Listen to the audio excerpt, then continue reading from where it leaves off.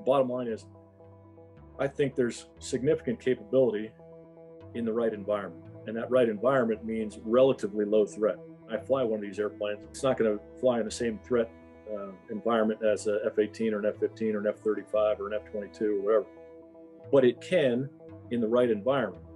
They can provide cost effectiveness, but in part because the aircraft are inherently less expensive to operate than, say, a twin jet trying to do the same mission, but also because the aircraft are very flexible. And when they are not flying this mission, you remove the armament and they become trainers. Instead of a weapons pod, you put on an intelligence pod, and they can do a low-cost ISR, at least in permissive air environments.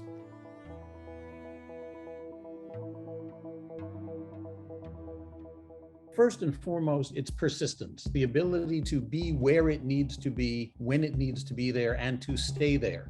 Because a good part of close air support is coordinating closely with those troops. And if they need you and you run off to refuel, that's not very helpful. Persistence, number one. Connectivity, the ability to communicate with the people you are supporting so that you know where they are and you know what they need from you at any given moment. And then cost of operation goes to, do you have enough aircraft to do the job?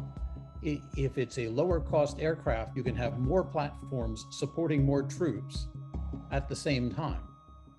Because the weapons that are on these planes now, they can do all the things the fourth generation airplane could.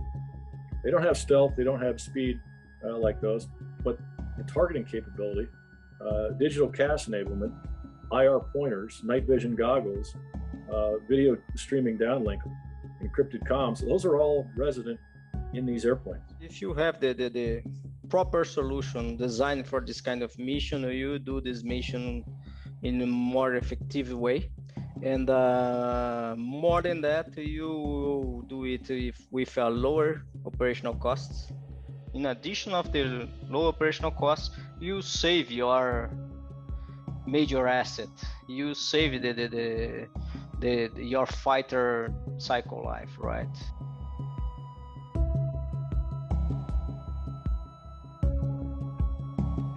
Europe is estimated to award around 3 billion new advanced trainer and light attack aircraft contract out of its 3.5 billion expected spending in the next decade.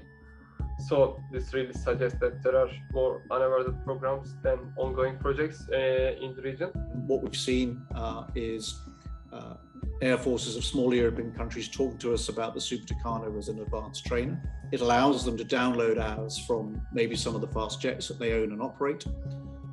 We're seeing inquiries about the Super Tucano operating against low and slow targets. There are definitely ongoing requirements, and some of these countries are really limited with their budgets, especially aftermath of the COVID-19 pandemic.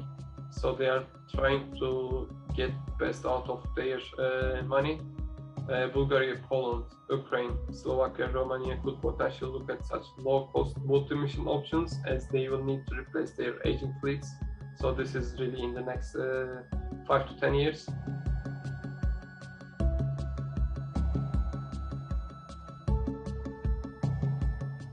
It means that you can use the aircraft as an advanced trainer, because the gap between sitting in a Gen 5 cockpit and a Super Tucano cockpit is negligible, because the system's inherently the same. And maybe it's the answer. Maybe it's one of the options that air forces can turn to and say, okay, our government has asked us to support this campaign. This is how we're going to do it. This is what we need.